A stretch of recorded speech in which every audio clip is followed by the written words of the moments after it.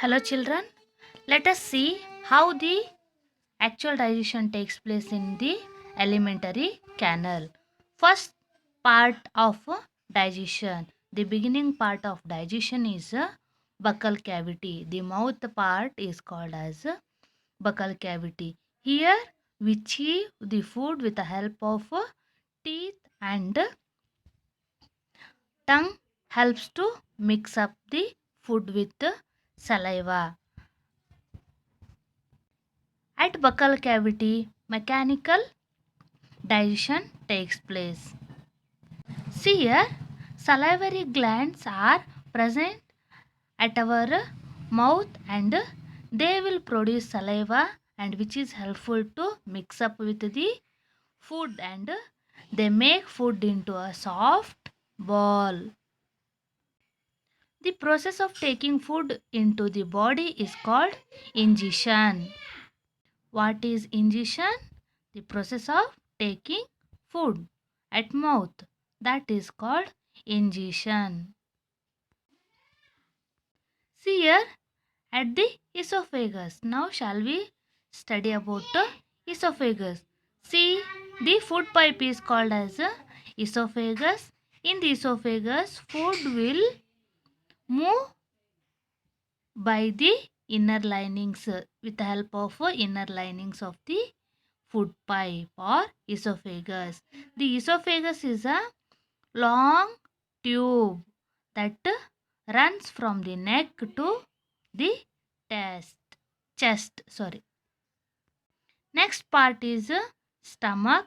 In the stomach, the digestion takes place. In the stomach, the hydrochloric acid will be released.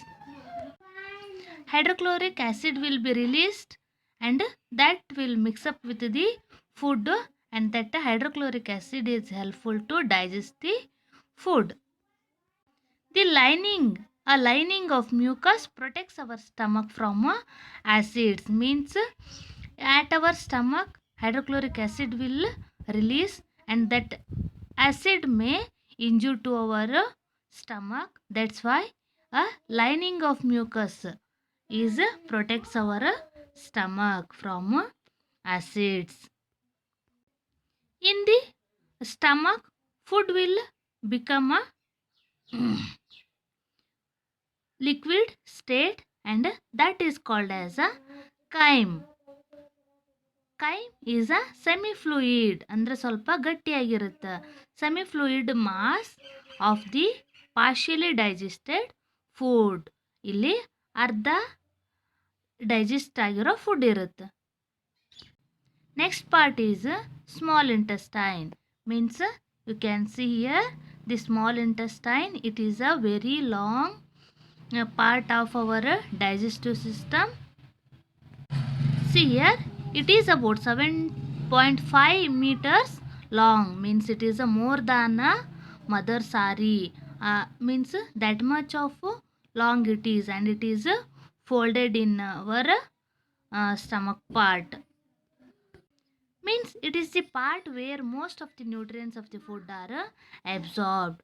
After the stomach, food will transfer to the small intestine. In the small intestine, all the nutrients like carbohydrates, proteins, vitamins, they are absorbed by the small intestine, and afterwards the absorbed nutrients, they will go through the blood, and afterwards the blood supply all nutrients to the body. See here, liver and pancreas, they are also involved in digestion of food. How liver helpful in digestion of food? Means liver secretes bile juice stored in a gallbladder and helps in the digestion of fats. It is helpful to digest the fat.